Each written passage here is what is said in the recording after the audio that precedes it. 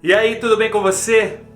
Eu não queria falar sobre o tema guerra, porque tem muita gente falando sobre isso. Mas infelizmente as pessoas só se interessam pelo caos. Então eu vou falar sobre o tema guerra, ok? Algumas pessoas me pediram para falar sobre esse tema. Depois que a guerra da Rússia contra a Ucrânia começou, surgiu um montão de profeta na internet. E como se não bastasse, além dos profetas, surgiram os especuladores do assunto. Tem gente falando que dessa guerra resultará a Terceira Guerra Mundial, a guerra nuclear, e que o nosso planeta pode até mesmo desaparecer com tanta força de destruição. A Rússia até ordenou que a sua força de controle nuclear entrasse em prontidão e em estado de alerta máximo há algumas semanas atrás. Consequentemente, países como os Estados Unidos e seus aliados também colocaram as suas armas nucleares em prontidão. Os Estados Unidos e a Rússia têm de longe os dois maiores arsenais nucleares do mundo, sabiam? Seus mísseis balísticos intercontinentais podem alcançar o outro lado do mundo a qualquer aperto de botão. Putin, o presidente da Rússia, disse que estava respondendo às sanções econômicas impostas pelos Estados Unidos e outras nações ocidentais quando colocou as suas armas nucleares em alerta. Agora você deve estar se perguntando: por que esta guerra está acontecendo? Eu vou contar para você um trechinho, um pedacinho para você entender um pouquinho. Em 1962 aconteceu a crise dos mísseis em Cuba. A extinta União Soviética, que é a Rússia hoje, quis instalar mísseis nucleares em Cuba.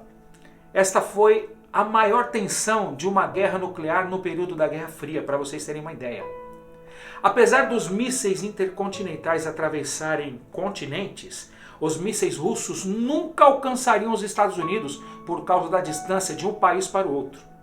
Mas colocando uma base em Cuba, Rússia conseguiria alcançar tranquilamente os Estados Unidos. A pressão norte-americana foi tão grande que a Rússia desistiu da operação. Agora, a mesma luta volta a acontecer, só que com um país totalmente diferente, a Ucrânia. A Ucrânia, antes da guerra, sinalizava que queria fazer parte da OTAN. E quem é a OTAN?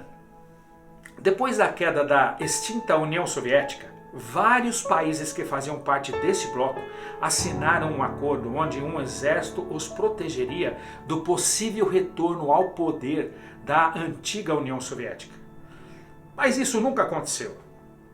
A este exército foi dado o nome de OTAN, que quer dizer Organização do Tratado do Atlântico Norte, que reúne alguns países que participaram da antiga União Soviética e países ocidentais liderados pelos Estados Unidos e seus aliados. A Ucrânia queria fazer parte desse tratado assinando seu engajamento.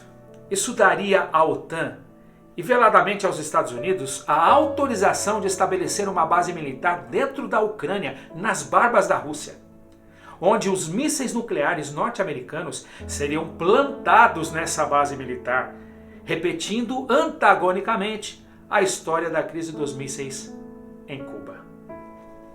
Mas entre este conflito todo, que com certeza possui outros interesses também, o que a Bíblia diz sobre tudo isso? Se você abrir Mateus 24, de 6 a 8, a palavra de Deus diz assim: vocês ouvirão falar de guerras e rumores de guerras, mas não tenham medo. É necessário que tais coisas aconteçam, mas ainda não é o fim. Portanto, se levantará nação contra nação, reino contra reino. Haverá fomes, terremotos em vários lugares, porém tudo isso é o princípio das dores. Tudo isso que você acabou de ler comigo foi falado nada mais nada menos pelo próprio Jesus. Jesus projetou a sua visão para o futuro e viu que tudo isso aconteceria. A Guerra Fria voltou à cena novamente em 2022. Enquanto a Rússia tenta impedir a Ucrânia de assinar o tratado da OTAN, e de seus aliados, o que a Bíblia fala especificamente de uma guerra nuclear, porque Putin colocou o seu departamento nuclear em prontidão. Será que a Bíblia fala alguma coisa sobre esta guerra? Ela vai acontecer de verdade? Desta guerra Rússia-Ucrânia acontecerá a Terceira Guerra Mundial? A Bíblia diz em 2 Pedro, no versículo 3, 9, 10 e 12, a seguinte coisa, preste atenção.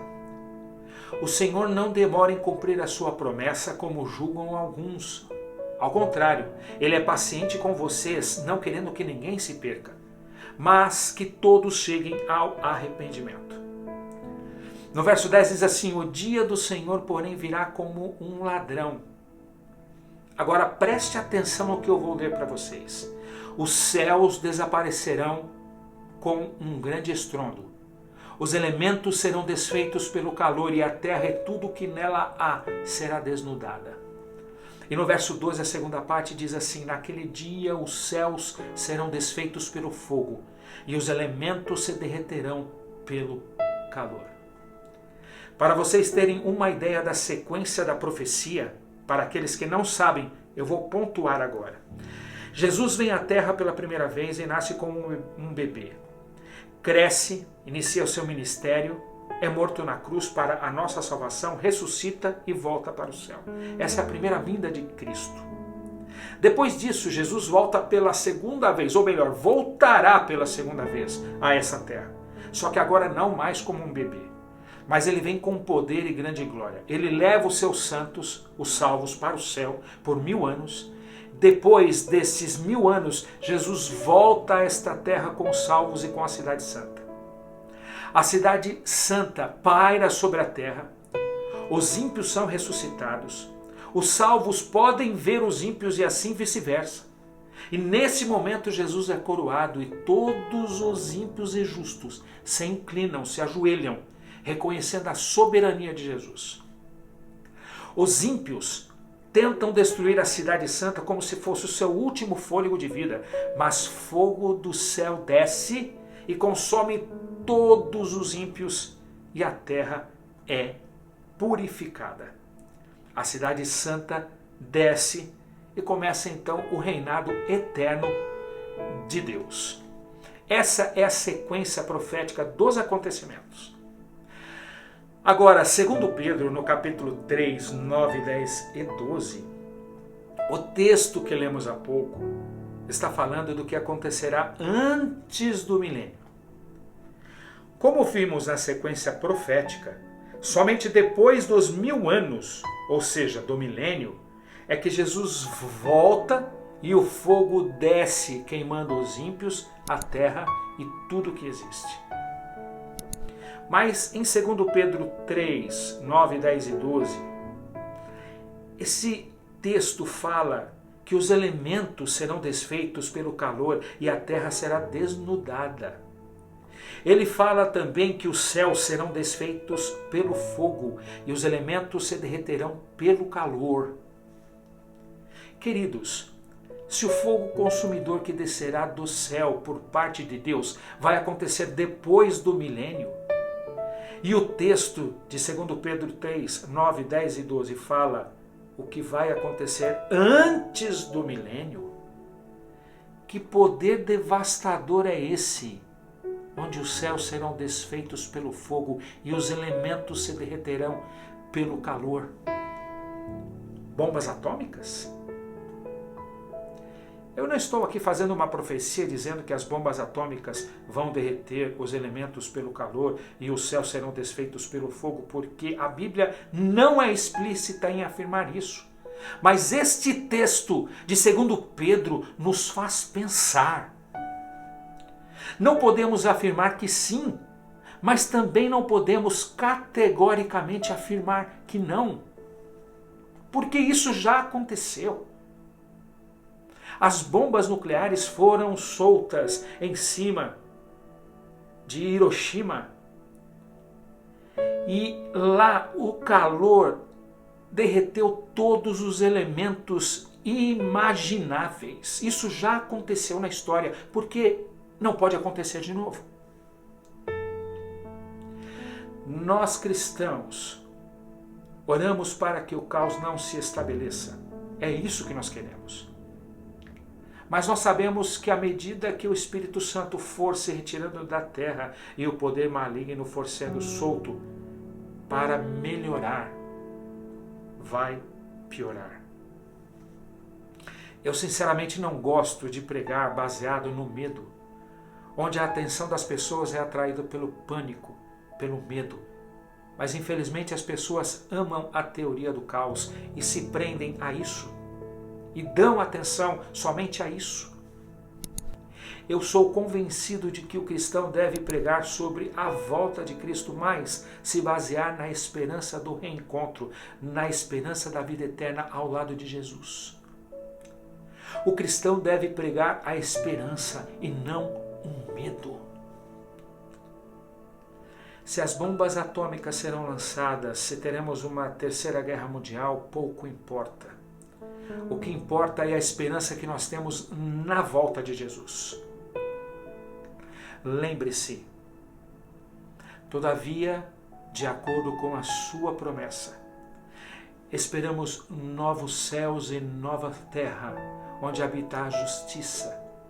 Empenhem-se para serem encontrados por Ele em paz, sem pecados e inculpáveis.